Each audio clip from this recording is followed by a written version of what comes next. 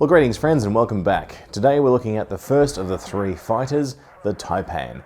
We're sitting here in the Crate Mark II just outside a high-res site, and we're going to launch ourselves out in the Taipan and give it the full treatment. So let's go and do that. So normally you see the launch from the commander's chair, but this time I'm going to actually be here looking up so that you can see what the fighter bay looks like as the fighter is launching out of it. Deploy sequence initialized. Get ready, Commander. There you go, there's the rear of the fighter bay, and as we get flung out at 1,000,000 miles an hour. Now this, much more than the actual ships, feels like a modern day fighter plane. Of course, there are no doors for me to step through, but I will still be sticking my head through the rear of the ship and having a look around that. I'm going to have to turn down the external volume I can hear. There's lots of stuff going on, ships blowing up and things. Alright, so let's start as always having a quick look around the cockpit. The first thing to note is that these screens are much smaller in the fighter because you're so close to them. It would obviously be insane for them to be bigger. But this one is probably a 19-inch laptop display, roughly speaking, with the bottom half cut off. The display here showing the projected hologram version of the Taipan is about the size, just over the size of my palm. This screen down here with weapons, engine and systems is about the size of an iPhone 10. This helm defend icon showing how much shields there are on the actual mothership is about the size of a large coin, to give you an idea. The holographic display here is obviously offset, as you can see, and it's kind of a bit squished. It's more the projector that's squished, whereas the holographic display is the correct size, and that's about the size of a large dinner plate here at the front. So we have two grab handles here on the edges, which if you've seen my other videos about teleprojection, link above, you'll see that the commander's not actually here, so there's no reason for them to grab onto anything, so the handles are ridiculous. But anyway, we'll move past that for the moment. Couple of panels here on either side, which are about the size of a old-fashioned regular size iPad with just the little corner cut off, to give you an idea of the size of that. Over here we have more needless handles, which you can't grab because you're not actually here, regardless of the fact that you have no head. Hello, Commander Headless. And in the side here there's some sort of an arm or something that looks like it might come out or connect to something. That's a bit weird. And the commander's chair, which just sort of sits in this little alcove. Behind it, we can see not much at all, really. It's just sort of low-grade, mottled sort of plastic or fake leather texture, all the way down to the ground, where the chair then locks into the ground before it reaches the back of that bulkhead. And then over here we have some speakers or monitors or something, who knows what, but again it's a bit strange because the commander's not actually here. Out the front, the cockpit goes out for quite some distance actually, all the way out to here, and it's just pretty much glass all the way out here in this little section. So presumably just to give you a better view, but I'm not sure why they didn't just shear it off at the front there. It would have given you the same view and saved some glass and metal, but anyway, who am I to comment on that stuff, right? So I'll put the controller down for the moment so I can give you the full running perspective of this cockpit. So here is the front. The first section comes up to about there and then widens as we go backwards to about here, is where that orange crossbeam is.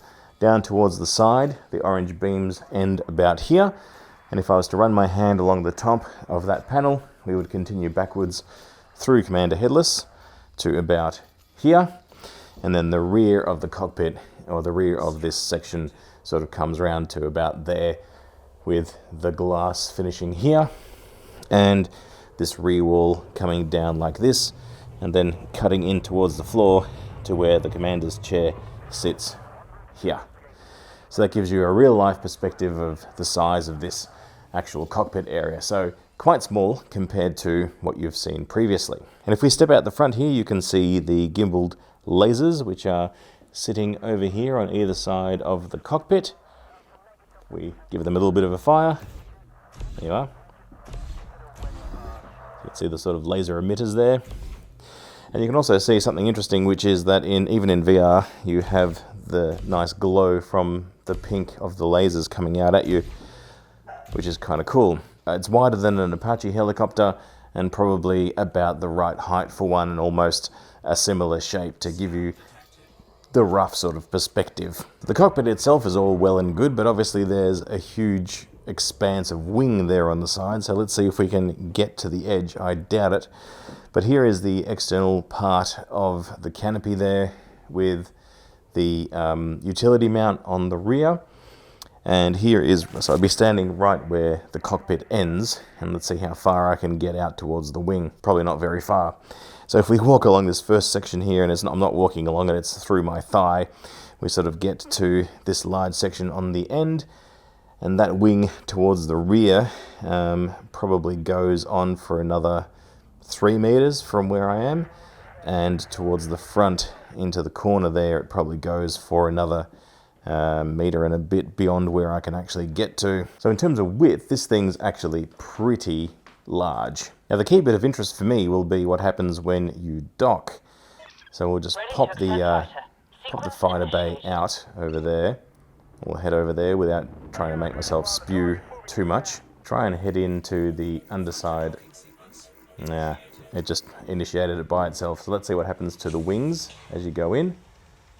Nothing. They clip straight through the sides of the ship, which is a bit of an oops, I think. Let's get back over into the corner and see if they unfold or anything as they come out when they're launched.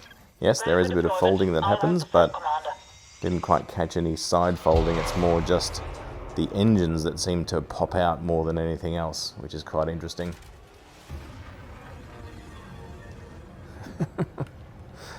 Even though I don't get motion sick, this is still pretty nauseating when you're standing out on the wing and this thing's flapping about.